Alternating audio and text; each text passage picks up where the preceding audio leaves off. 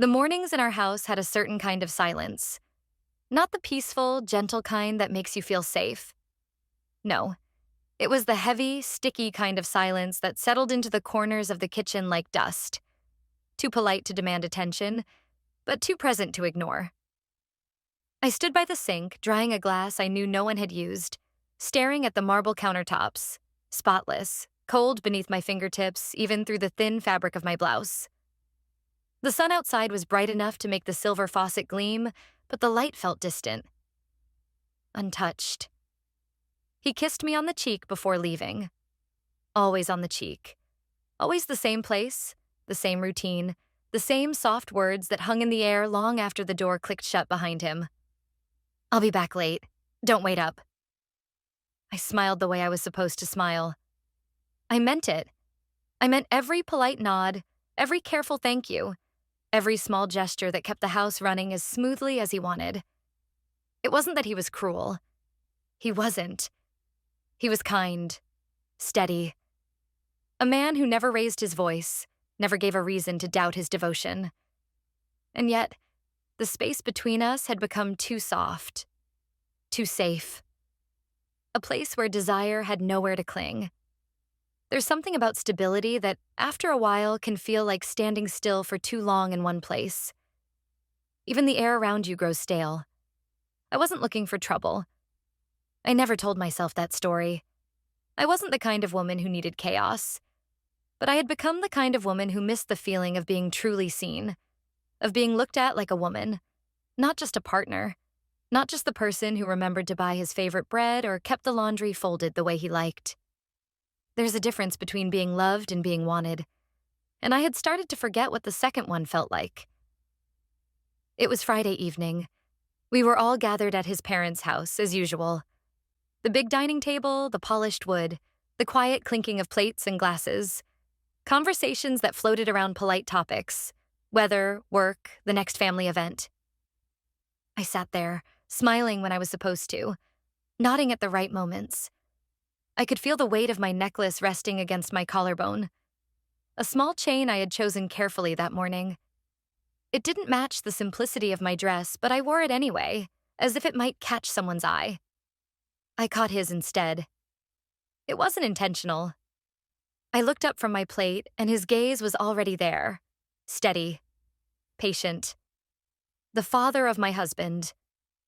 Older by decades, his features lined by time, his shoulders still broad beneath the crisp fabric of his shirt. He sat at the head of the table, as he always did, his voice calm, measured, asking about my week, about the garden, about things that should have felt innocent. But there was something in the way his eyes held mine just a breath too long. Later, after dinner, I offered to help clear the table. Habit, really. I gathered the plates, stacked them carefully, brought them into the kitchen where he was already leaning against the counter, arms crossed, watching me. There was no one else in the room. The others were still sitting, finishing their wine, talking softly. I moved past him to set the dishes in the sink. His hand brushed against mine. Light, deliberate. Just enough to make me freeze. I didn't pull away. His eyes stayed on my face, unblinking. There was no apology in his expression. No nervous laugh to cover the moment. Just the quiet certainty of a man who understood exactly what he was doing. "You've become even more beautiful," he said. Low, measured, like a fact, not a compliment. I didn't respond. I couldn't. My fingers tightened around the rim of the plate I was holding, the porcelain suddenly too slick beneath my skin. It should have been nothing. A passing remark. A casual observation from an older man who had maybe had one glass of wine too many. But it wasn't nothing. I felt the words settle into me like a pebble dropped into still water, ripples spreading outward, touching places inside me I hadn't realized were waiting to be disturbed. The rest of the evening blurred. I stayed longer than I needed to. Pretended to listen as the conversation drifted from one harmless topic to another. But every time I caught his eyes across the room, there it was again. That look. Like he wasn't asking for anything. Like he already knew. By the time we said our goodbyes, my heart was racing. I kissed my husband on the cheek, as always. We thanked his parents for dinner, promised to come again soon. But as I stepped through the doorway to leave, I felt the weight of his gaze on my back. Not demanding, not desperate. Just there. And for the first time in longer than I cared to admit, I found myself hoping it would be there again. I told myself that it was just a moment. A strange little slip. An accident of timing. Nothing more. But the words had already sunk into the soft parts of me, the ones I had worked so hard to keep untouched. I felt them the next morning, washing over me as I folded the laundry, as I stood in front of the mirror brushing my hair back into place. They stayed with me when my husband wrapped his arms around my waist in the kitchen, kissed the side of my head, asked me about my plans for the day. "I left some papers at my father's," he said casually, sipping his coffee. "Could you drop them off on your way to the store?" It was an ordinary request, the kind of errand I had run 100 times before without thinking twice. But that morning, the thought of standing in that kitchen again, of walking into that house knowing he might be there alone, made my stomach twist in a way that was hard to name. I told myself I wouldn't stay long. I chose my outfit carefully, more carefully than made sense for such a simple delivery. A fitted blouse, soft cream against my skin, tucked into a skirt that clung just a little too well at the hips. Practical enough to dismiss any suspicion, but close enough to the line that I felt a flicker of something when I caught my own reflection before leaving the house. I told myself it was habit, vanity, nothing more. The drive over felt longer than usual. The streets looked the same. Familiar turns, the same little shops and front yards that I'd passed 100 times before. But my hands gripped the steering wheel too tightly, and I caught myself checking the rearview mirror more often than necessary.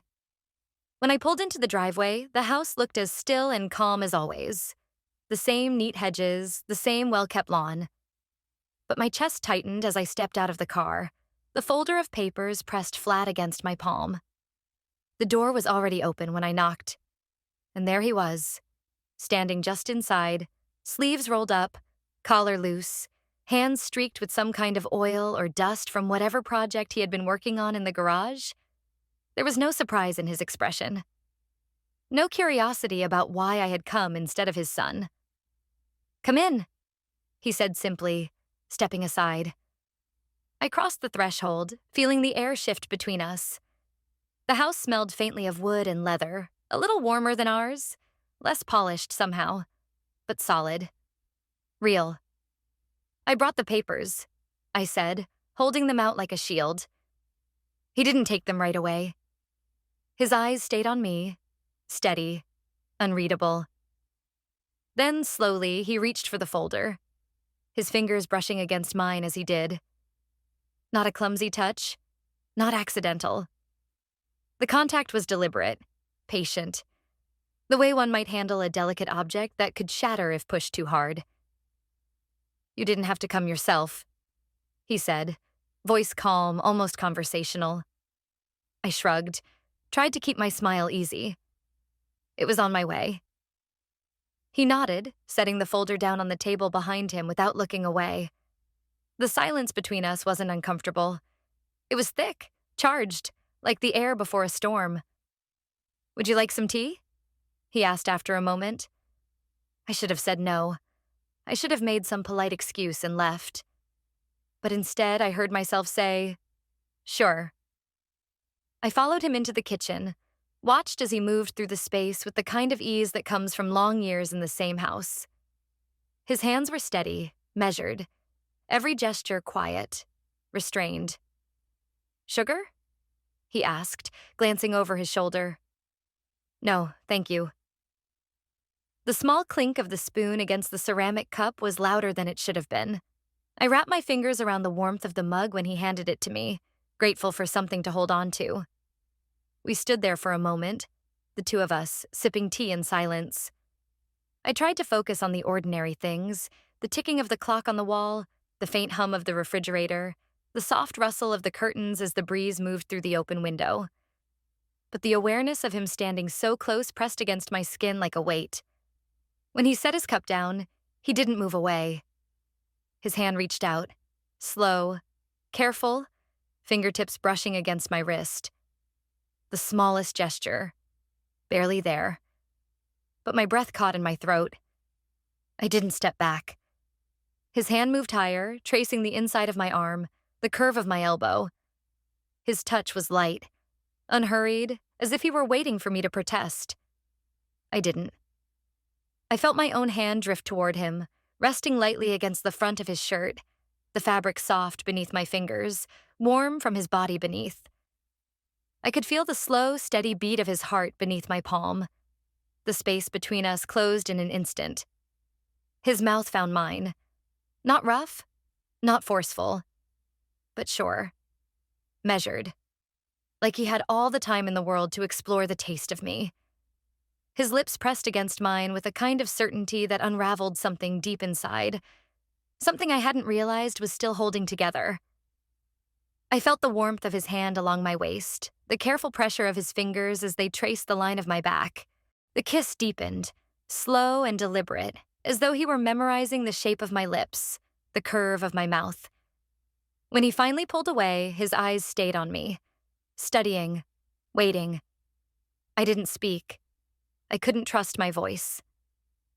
He reached out, gently tucking a loose strand of hair behind my ear, his fingers lingering just a moment too long along the side of my face. "You didn't have to come," he said again, softer this time. But we both knew why I had. I didn't sleep well that night. The bed felt too wide, the sheets too crisp beneath my skin. I turned from one side to the other, listening to the soft, even breathing of my husband beside me. His body, familiar, solid, radiated the quiet warmth of a man at peace. A man who trusted the person sleeping next to him without question. I stared at the ceiling, the darkness above me pressing down like a weight I couldn't shake off. Every time I closed my eyes, I felt the ghost of that kiss on my lips. The steady grip of his hand on my waist. The way his fingers had lingered against my skin, unhurried, certain. Not a question in his touch, an invitation. And worse than the memory itself was the ache it left behind. The ache that told me how long it had been since I had felt anything like that. Since anyone had touched me not out of habit, not out of duty, but with hunger. I told myself I wouldn't let it happen again. I repeated the words like a prayer as I watched the slow crawl of headlights slide across the bedroom wall from the street outside. But the problem with prayers is that they only work if you mean them. The next morning, my husband kissed me on the forehead before leaving for work. His hand rested on my shoulder for a moment, fingers pressing gently, almost absent-mindedly, before he reached for his keys and walked out the door. I stood in the kitchen long after he was gone, watching the steam rise from my untouched coffee, feeling the silence settle back into the house like it belonged there. I went through the motions of my day. Laundry, groceries, the usual errands, moving on autopilot while my mind kept circling back to the same place. To that kitchen. To the quiet pull in his voice when he spoke to me. To the way my body had leaned into him before my mind could catch up. It would have been easy to let it stop there. A moment of weakness, a mistake I could lock away and forget. But easy has never been my strong suit. The message I sent him wasn't long. Just a line. Simple. Careful. "I think I left something at your place. The folder. May I swing by later to pick it up?" A lie so small it barely felt like one. The folder, of course, was sitting exactly where I had put it the day before, tucked neatly on the table by the front door. But the words gave me a reason. A door half open. His reply came quickly. "Of course. I'll be here." No questions, no assumptions, just permission. I spent the rest of the afternoon telling myself I wouldn't go.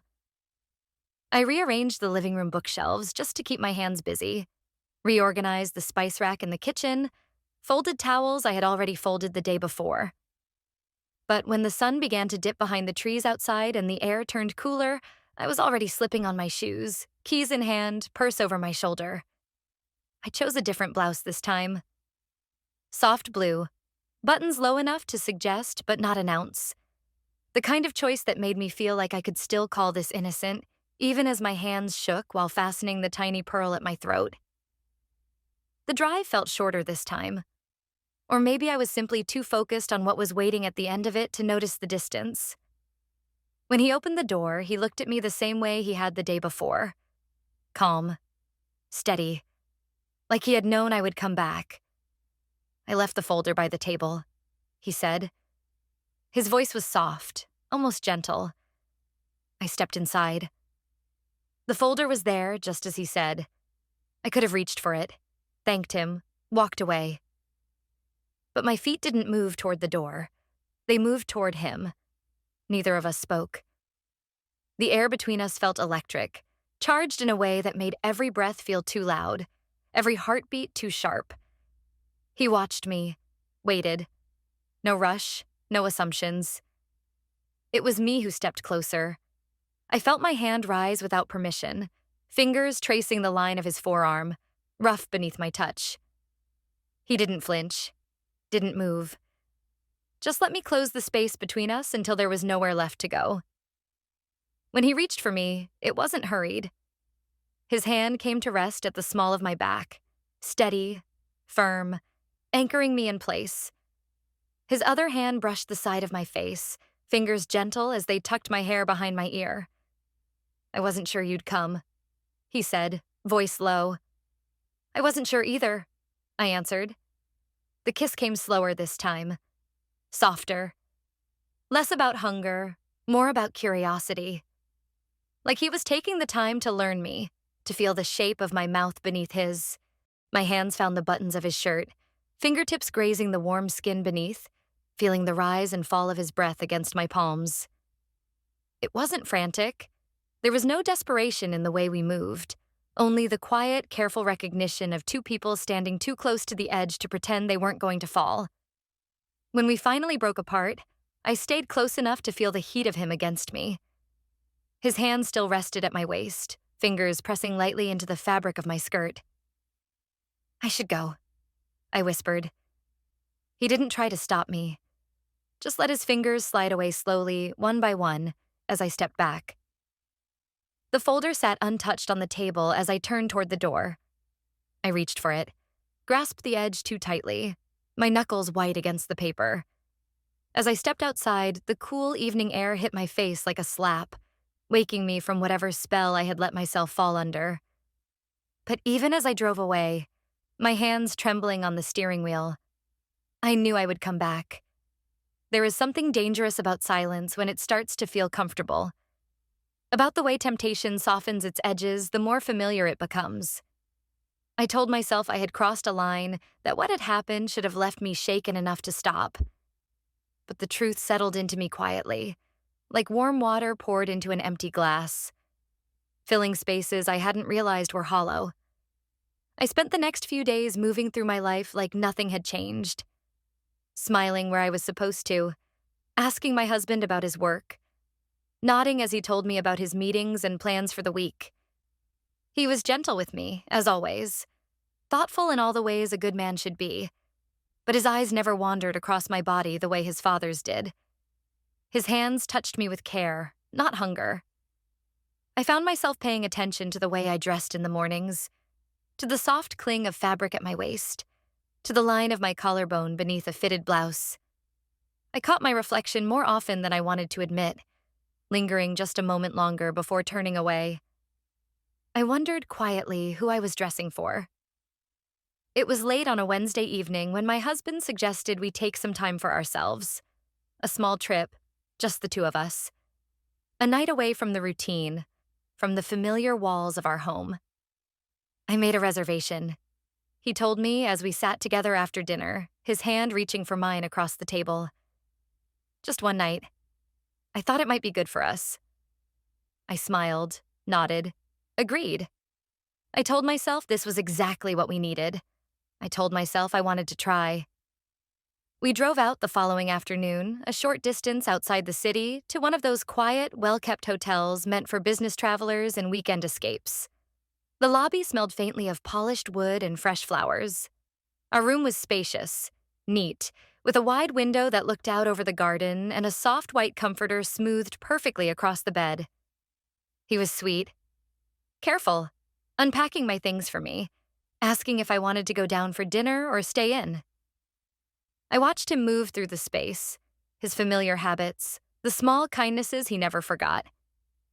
And the more I watched, the heavier the guilt pressed against my ribs. That night, we dressed for the hotel restaurant. He in a button shirt and slacks, me in a black dress I hadn't worn in months. It fit closer than I remembered, the fabric hugging the curve of my hips, dipping low at the back. I caught his eyes scanning me as I fastened the delicate clasp of my necklace, a small flicker of appreciation there. "You look beautiful," he said softly. I smiled. I meant the smile. But beneath it, something else stirred. The dinner was pleasant, the conversation easy. We talked about the garden, about work, about plans for the summer. And all the while, I could feel the weight of the dress against my skin, the faint press of the fabric reminding me of other hands, other eyes. Back in the room, he reached for me, his hands gentle on my shoulders, sliding down my arms, pulling me toward him with the same careful affection he had always given. His lips found mine, soft, tender. The kind of kiss that belongs to people who know each other too well. Safe, predictable. I kissed him back because I wanted to want him. I kissed him back because I knew he deserved that much. But my body stayed quiet beneath his touch, the ache inside me untouched by the sweetness of his hands. When he pulled me closer, fingers tracing the zipper of my dress, I felt my mind drift. Not to guilt, not even to fear, but to the shape of another hand at my waist. To the steady, certain pressure of lips against mine that had not asked for permission, but had known they would not be denied. I let my husband undress me that night. I let him love me the way he always did, with kindness, with care, with the kind of routine that should have felt like comfort. But my body betrayed me with its silence. I felt him, but I didn't feel myself. After, I lay awake, listening to the soft rhythm of his breath as he drifted into sleep beside me. The room was dark except for the thin line of moonlight cutting across the floor from the window. I reached for my phone, the screen lighting up too brightly against the night. The message I sent was shorter than I intended. "Are you awake?" I held my breath as I watched the screen, as though the glow of it might give me away. The reply came faster than I deserved. "I am now." There were no pleasantries between us, no games, only the quiet honesty of two people who had already said more with their bodies than they ever had with words. "I'm at the hotel outside of town," I typed. "Room 207. There was a pause. Then simply, "I know the place." I slipped out of bed quietly, the sheets barely rustling as I moved. My husband stirred but did not wake. I stood at the window for a moment, watching the darkness outside, feeling the cool press of the glass beneath my palm. When my phone buzzed again, it was just 2 words. "Come down." I wrapped myself in the hotel robe, tying it loosely at the waist. The hallway was silent as I stepped out, the soft click of the door closing behind me the only sound in the stillness. The elevator hummed as it carried me down, my heart beating too fast beneath the thin fabric against my chest. He was already waiting outside by his car, parked beneath the glow of the streetlight at the far end of the lot. I could see the shape of him leaning against the door, one hand tucked into the pocket of his jacket, the other holding a cigarette between his fingers, though the tip burned low, forgotten. I crossed the distance between us slowly, my bare legs brushing against the robe as I walked, the belt slipping just slightly looser at my waist. When I stopped in front of him, he didn't speak. He reached out instead, fingers catching the edge of the robe where it had begun to fall open, his eyes never leaving mine. His hand closed around my wrist, drawing me toward him with a quiet insistence that left no space for questions. His mouth found mine again, and this time there was no patience in the kiss, no careful restraint, only hunger. I don't remember exactly how long I stood there after. Long enough for the cool night air to dry the sweat at the base of my neck, long enough to feel the dull ache of my pulse still hammering beneath my skin. I leaned against the passenger side of his car, the rough metal warm from the day's heat, my hands gripping the edge of the door like an anchor. He didn't say a word. He just stood there watching me, arms crossed over his chest as if patience had always been his strongest suit. It wasn't patience, it was certainty. I tied the robe tighter around my waist before sliding down into the seat, the fabric sticking faintly against my thighs. The smell of leather inside the car, faintly mixed with the smoke of the cigarette he had let die between his fingers, filled the space between us. I could feel the weight of his stare even when I turned my head away, pretending to look out the window. The parking lot was empty, save for a few scattered vehicles near the hotel entrance. The quiet hum of distant traffic floated somewhere on the edge of the night. "You know this can't stop now," he said. His voice was low, even. I didn't answer. Not right away. There was nothing to argue with in those words. No accusation. No plea. Only the obvious truth we had both already accepted long before he spoke it out loud. I could have lied. I could have told him it was a mistake, that I didn't mean for it to happen again. But the lie tasted too sour, even in the back of my throat. Instead, I nodded once, eyes still on the window. The drive back to the hotel took less than 5 minutes, long enough for my heart to slow back to something that resembled normal, long enough for guilt to try to edge its way in, for the familiar rhythm of doubt to tap at my thoughts. But when I stepped out of the car, when I felt his hand brush lightly across my lower back as he held the door for me, none of that stayed. Inside the elevator, the silence between us felt like another kind of conversation, one we were too far into to back away from now. The doors opened with a soft chime on my floor, and I turned toward him, hesitating just a moment before stepping out. "You should go," I said. His eyes didn't flinch. His expression didn't shift. "Tell me to." The words hung there, heavy, waiting. I didn't. I turned and walked back toward my room, fingers trembling just enough to fumble with the keycard when I reached the door. Behind me, I heard the quiet steps follow. Inside the room, the air was cooler than I remembered, the faint hum of the air conditioner filling the quiet. The white sheets of the bed glowed faintly beneath the moonlight spilling through the half-open curtains. My husband was still asleep, body turned toward the window, his back rising and falling with each even breath. The knot of my robe loosened beneath my fingers as I crossed the floor.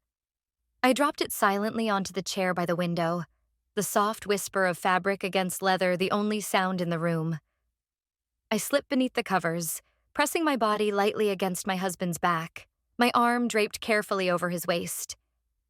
He stirred, only slightly, reaching for my hand in his sleep, fingers threading through mine with the ease of habit. I closed my eyes and let him hold my hand. But my mind stayed elsewhere. The next morning came quietly, sunlight creeping into the room through the thin curtains, the light soft and forgiving. I felt the warmth of my husband's hand along my hip as he woke, fingers tracing the curve of my side beneath the sheets. His touch was gentle, familiar, the kind of affection that speaks of years spent knowing each other's rhythms. We made love that morning. I tried. I let his hands move over me, let his mouth find the places he knew I liked. I arched my back when he expected me to, offered soft sighs where they belonged. But my body was only going through the motions, my mind too full of other hands, other mouths, other heat. I smiled at him after, kissed him softly, ran my fingers through his hair the way he loved, told him it was good. And he smiled back at me, trusting. Always trusting. Later, as he stepped into the shower, I sat at the edge of the bed, running my thumb along the line of my collarbone, the skin there still warm beneath my touch. I picked up my phone. There was already a message waiting. "You left your scarf." I stared at the words, my pulse quickening. The scarf, soft gray cashmere, had slipped from my lap sometime in the car, left behind on the seat where my fingers had clutched it like a lifeline. I typed back, Keep it. There was a pause before his reply came. Then come back for it. The rest of the morning passed in a blur of polite smiles and small talk as we checked out of the hotel, my husband chatting easily with the woman at the front desk, asking about the best route back into the city. I stood beside him, nodding where I needed to, folding my hands neatly in front of me. But inside, the ache stayed. On the drive home, my husband reached for my hand, lacing his fingers through mine as he drove. I held on tightly, but I felt the space growing between our palms, even as our hands remained clasped together. It wasn't anger that settled into me then, not shame. It was need. And I knew I was already planning the next time. The scarf stayed on my mind longer than I cared to admit. A small thing, really. Soft fabric, barely a whisper of weight when worn. And yet it felt heavier in memory than it ever did around my neck. It wasn't the object itself, of course. It was the way it had been left behind, the way he had chosen not to return it, the way he had asked me to come back for it, as though we both knew it was never about the scarf at all. I stared at his message more times than I could count before deleting it. But the words had already carved out a place inside me. They were there when I folded laundry, when I stood at the kitchen counter chopping vegetables for dinner, when I felt my husband's hand settle casually at the small of my back while he reached past me for a glass from the cupboard. His touch so familiar, so easy, so automatic that it barely stirred the air between us. I knew he sensed something. Not enough to ask, not enough to accuse, but enough to notice the way my attention drifted, the way my eyes stayed distant even as I smiled, the way my answers came just a second too late. He watched me sometimes, quietly, as though waiting for a crack to show. But he never pressed. His faith in me was something I had never earned but always accepted. A gift I was beginning to feel the weight of in ways I couldn't shake. It would have been easier if he had been cruel, if there had been blame to share, excuses to make. But there was nothing of the sort. Only kindness, only care. And that made every step I took away from him feel all the more deliberate. I told myself I would not reach out again. Told myself I would let the silence do the work of undoing what had started. But the lie unraveled the moment I felt the tightness in my chest growing unbearable. The hunger had rooted too deeply. It was no longer about choice. It had become a need. I waited 3 days before sending another message. A simple line. Safe. On the surface. Are you home? The reply came almost instantly. Yes. I didn't ask if I could come by. I didn't need to. The invitation had been standing there between us, unspoken but understood. The drive felt slower this time. My hands clutched the steering wheel tighter than necessary, knuckles pale against the leather. The sun was beginning to dip below the skyline, leaving long shadows that stretched across the roads like reminders of the things we try to leave behind but never quite manage to outrun. When I pulled into the driveway, the house stood quiet as ever. No other cars, no voices from inside. Only the faint sound of the wind stirring the leaves in the trees above. He opened the door before I knocked, as though he had been standing there waiting. His shirt sleeves were rolled back at the elbows again, forearms dusted faintly with what looked like sawdust or dirt from the work he had been doing in the garage. The sharp contrast between the roughness of his hands and the steadiness of his gaze sent a shiver down my spine. I stepped inside without a word. The scarf was on the table, folded neatly, waiting. He didn't gesture toward it, didn't mention it at all. Instead, he watched me cross the room, his eyes tracking every movement, calm but fixed. For a long moment, neither of us spoke. The air between us felt charged, humming with the quiet electricity of too many things left unsaid. When he finally moved, it was slow, deliberate.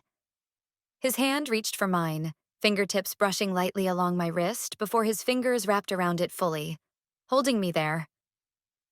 I wasn't sure if you would come, he said quietly. I wasn't sure either. The honesty of the words surprised me, but I didn't take them back. He pulled me toward him, the space between us closing with the inevitability of a tide coming in. His other hand rose to my face, thumb brushing along my jawline, the touch so light it barely registered at first. Then his lips were on mine again, this time more demanding, more certain. Less about exploration, more about possession. I kissed him back because my body had stopped remembering how not to. I kissed him back because the weight of restraint had become too heavy to carry. His hands moved to my waist, fingers tightening as he pulled me closer, my body fitting against his as though it had always belonged there. The hard press of him against my hips left no question of his want, but it wasn't the physical hunger that broke me open. It was the way his mouth lingered at the corner of my lips, the way his breath warmed my skin as though he could taste the ache in me before I even gave it voice. I didn't resist when he turned me gently toward the wall, my back pressing against the cool surface, his body leaning into mine just enough to remind me of the choice I was making. His hand traced the line of my neck down to my collarbone, fingers slipping beneath the edge of my blouse, finding the delicate lace beneath. The small gasp that escaped my lips wasn't for him. It was for me. The sound of someone remembering how it feels to be wanted. When his lips found the hollow at the base of my throat, I felt my knees weaken beneath the weight of it. His mouth was sure, his movements unhurried, as though he had no doubt I would let him continue. And he was right. I let him explore the shape of me beneath the soft fabric of my clothes, his hands steady as they mapped the places I had almost forgotten were still alive. His fingers brushed the clasp of my bra, pausing there, waiting. But I didn't stop him. The heat of his breath against my skin, the roughness of his palms against the softness of my body. It was too much and not enough all at once. When he finally pulled away, it wasn't with the kind of regret that should have followed. It was with the same quiet certainty that had drawn me here in the first place. "I'll always be here," he said. The words settled into me like a promise I hadn't asked for but couldn't refuse. I didn't take the scarf when I left. I didn't notice how quickly these meetings had begun to shape my days, how effortlessly they had carved out their space between the hours. At first, there had been a hesitation, an awkward pause between the choice and the action. A small war waged silently beneath my ribs every time I found my fingers hovering over the keyboard before sending a message, every time I caught my reflection in the rearview mirror and asked myself if I could still turn around. But hesitation has a way of softening when it repeats itself often enough. Guilt dulls at the edges when hunger grows louder. I started dressing differently, though I told myself otherwise. Small changes at first. A softer blouse, a skirt that fell just a little higher on my thighs, lipstick a shade deeper than my usual muted tones. Nothing too obvious, nothing my husband would question. But the mirror saw me clearly, even when he did not. My husband had begun to notice the distance, though he didn't call it that. I watched the way his eyes lingered on me longer now when I moved about the house. The way his questions about my day had grown softer at the edges, more curious. I answered the same way I always had. Steady, practiced. But there was something missing beneath my voice, and I could tell he was beginning to hear it. I wondered sometimes if it would be easier if he just asked, if he looked me in the eyes and demanded to know what had changed. But my husband was not the kind of man who expected betrayal. His love was the quiet, unwavering kind. The kind that believes loyalty is something given as naturally as breath. And that made the weight of my choices even heavier. It was a Thursday afternoon when my phone buzzed again, his name lighting up the screen. No words, just the familiar notification that left my pulse quickening beneath my skin. I shouldn't have gone. I knew that. But the knowing was no longer enough. I told my husband I was going out to pick up a few things for dinner, my voice steady, my smile soft. He kissed me goodbye, fingers brushing the side of my arm in that gentle way of his. I let him believe me. The drive was almost mechanical now. Every turn familiar, every stoplight another small confession I swallowed down without speaking it aloud. When I pulled up outside the house, the garage door stood half open, the faint sound of music drifting out beneath the heavy afternoon air. He was there, as I knew he would be. Shirt sleeves rolled, hands stained faintly with grease from whatever he had been working on. There was something about the way he stood, the easy confidence of his body leaning into the frame of the doorway, that felt so different from the world I lived in at home. He didn't need to ask why I was there. He never did. I stepped out of the car slowly, the heat of the pavement radiating up through the soles of my shoes. The scarf still sat folded neatly on the small bench near the door, untouched, waiting. It had become a quiet witness to what we had allowed ourselves to become. He didn't smile when he saw me, but there was something in his eyes that softened. Not surprise, not even satisfaction. Just the quiet acknowledgement that I had come back because I couldn't stay away. "You shouldn't be here," he said. I nodded once. "I know." Neither of us moved. The quiet between us had grown too familiar now to feel uncomfortable. It had become its own kind of conversation, one that spoke louder than words could. He gestured toward the side of the house, where the sun fell lower across the narrow strip of garden that bordered the property. The flowers there were mostly wild, left to bloom without the careful attention I gave the plants at home. But they were beautiful in their own way. Untamed, vivid, alive. I followed him, my footsteps slow, deliberate. I could feel the tension building with each step, the space between us thick with everything we weren't saying. When we stopped, he turned toward me, hands sliding into his pockets, eyes steady on mine. "I could make you stop," he said softly. I held his gaze. "But you won't." It wasn't a challenge. It wasn't even defiance. It was the truth. His hand reached out, fingers brushing along the edge of my jaw, tracing the line of my face with a tenderness that felt almost cruel in its softness. I leaned into the touch before I could stop myself. The kiss came slower this time. Deeper. Less urgency. More ache. Like he was memorizing the taste of me, taking his time to claim what had already been offered. His hands moved down to my waist, fingers pressing into the curve of my hips, grounding me there. The roughness of his palms against the soft fabric of my blouse sent shivers up my spine, the contrast of textures lighting every nerve beneath my skin. I didn't resist when he guided me back against the wall of the house, the cool surface pressing into my back, his body closing the space between us with the ease of someone who knew I would not push him away. His lips found the line of my throat, his breath hot against my skin, and I felt myself break open beneath the weight of it. The soft sigh that escaped me was caught between his teeth, swallowed into the heat of his mouth. But it was the quiet between the touches that undid me most.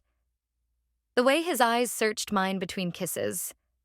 The way his fingers lingered at the edge of my blouse as if asking, just barely, if I was still choosing this. And I was. God help me, I was. When we finally pulled apart, my body trembling beneath the press of his hands, he didn't let me go fully. His forehead rested lightly against mine, our breaths tangled together in the small space between us. "You're not going to walk away from this," he said quietly. I didn't answer.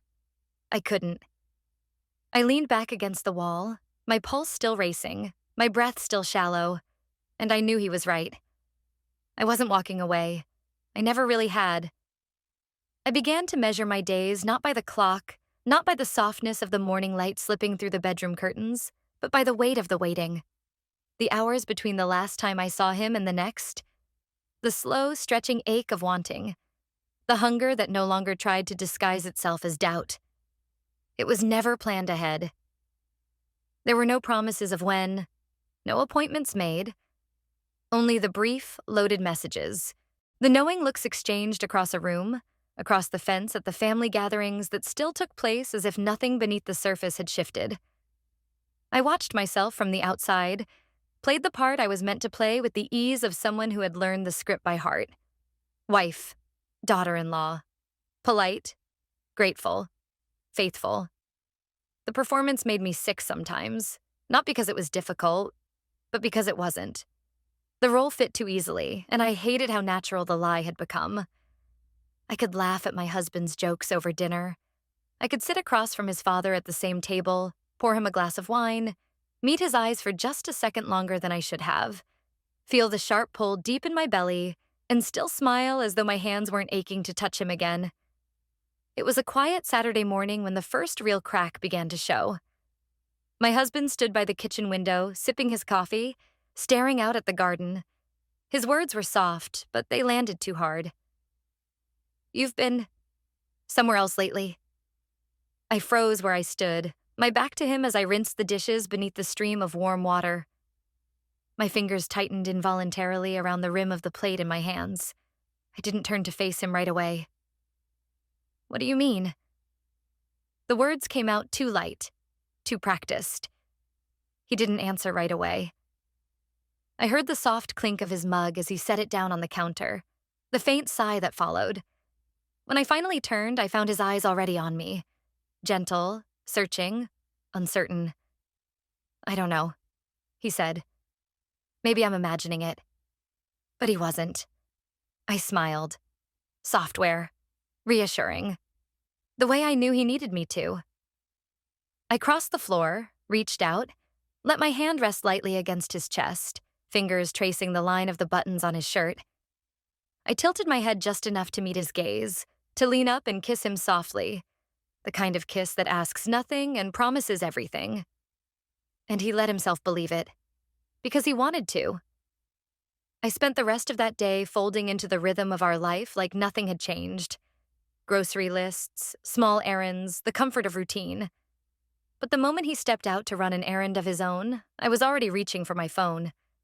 The message I sent was shorter than it should have been. "I need to see you." The reply came without delay. "Come." No place, no time. Just the single word, thick with the weight of all that sat beneath it. I found him in the same place he always waited. The garage door half open, the faint sound of music humming low beneath the quiet afternoon. He was working, or pretending to, the smell of sawdust and oil thick in the air. When I stepped inside, he didn't look up at first. His hands stayed busy, steady, as though he hadn't been waiting for me all along. But when he finally raised his head, when his eyes met mine across the room, I felt my knees weaken beneath the heat of that gaze. There was no smile, no greeting. Only the weight of everything we'd been holding back. I crossed the floor slowly, deliberate, my hands fisted at my sides to keep them from reaching too soon. I stopped just short of him, close enough to feel the warmth radiating off his skin, to smell the salt of his sweat mixed with the dust of the work. His hand rose to my face, fingers sliding along the line of my jaw, thumb brushing lightly across my lower lip. The touch sent a shiver down my spine, the ache of it sharper than I expected. "We're past the point of pretending," he said softly. I closed my eyes for half a second, the words slicing through me with the clean accuracy of a blade. "Yes," I whispered. "We are." It wasn't a kiss that followed. It was possession. His hands gripped my hips, pulling me flush against him, the hard press of his body leaving no space for denial. His mouth found my throat, teeth grazing the delicate skin there, not hard enough to mark, but enough to remind me how easily he could. My breath caught in my chest, my fingers digging into his shoulders as though bracing for a fall I had already leapt into willingly. I felt the roughness of his palms beneath my blouse again, sliding up along my waist, lifting the fabric inch by inch until the cool air kissed my skin. I didn't stop him. My body had stopped knowing how to resist him long ago. But it wasn't the hunger in his hands that undid me. It was the look in his eyes when he paused, just briefly, long enough to search my face, to see if I would flinch, if I would turn away. And when I didn't, when I leaned into him, gave him everything he already knew I would, his mouth crushed against mine with the force of the answer he'd been waiting for. Every touch burned. Every kiss tasted like surrender. When we finally broke apart, our bodies trembling against each other, his hands still wrapped tightly around my wrists, he didn't let go right away. "I won't stop," he said, voice rough, uneven. "Tell me if you want me to." I didn't. I couldn't. I leaned my forehead against his chest, my breath shallow, my body too spent to lie. I was never going to tell him to stop. There is a certain weight to the moment when you realize there's no way back. Not because you've crossed a line. That happened long ago. But because you've stepped so far beyond it that the line itself has disappeared, swallowed whole by the choices you kept telling yourself were temporary, accidental, survivable. By the time autumn crept toward the edges of the city, casting longer shadows across the familiar streets, I had stopped telling myself stories about where this was going. There was no room left for excuses, no more soft language to cushion the truth. What was between us had grown too rooted, too certain. The need had become part of me, stitched into the skin beneath my clothes, humming low beneath every breath I took. At home, the air felt thinner. Conversations with my husband slipped easily into habit. Familiar questions, practiced answers, smiles that barely needed effort anymore. But I noticed how often he watched me now, his eyes lingering longer than they should, searching for something he couldn't quite name. And I noticed how I never gave him enough to find it. He had begun to tread softly, as if circling something fragile, something that might break if touched too hard. There was no anger in him, not yet. Just a quiet suspicion, growing like ivy between the spaces of our shared life, curling around the words we didn't say. It was the morning after one of those long, awkward silences over breakfast when I caught the first real crack beneath his surface. He stood by the window, mug in hand, watching the sky shift from gray to gold. "I feel like I'm losing you," he said. The words landed too quietly, almost softer than the sound of the kettle clicking off behind me. I stood frozen at the sink, my hands damp from the dishes, fingers still curled around the edge of a cup. I turned slowly, my heart pounding so hard it felt like I could taste it. I met his eyes across the space of our kitchen, the familiar walls closing in just slightly as the air between us thickened. "I'm right here," I answered. It was true, and it wasn't. He nodded as if he'd expected the lie, as if he already knew there was no use pushing harder. His gaze dropped to the floor, and I watched him swallow whatever else he wanted to say. I moved toward him then, reached out, let my hand settle gently against his arm, squeezing lightly, the way I had done 1,000 times before. The gesture was so practiced it almost felt sincere. Later that day, when he left for work, I stood at the door longer than usual, watching the taillights of his car disappear down the street. The guilt pressed against me like a weight I could barely shoulder, but it wasn't enough to make me stop. Not anymore. The message I sent was deliberate. No pretense this time. No excuses. "We need to talk." The reply came slower than usual. A single word. "Come." When I arrived, the house was dark, the only light spilling from the half-open door of the garage. The music was softer this time, barely more than a hum beneath the heavy quiet of the evening. He was there, sitting on the edge of the workbench, head lowered, elbows resting on his knees, as though he had been waiting for this particular moment longer than either of us wanted to admit. I stepped inside slowly, the air thick with the smell of oil and wood.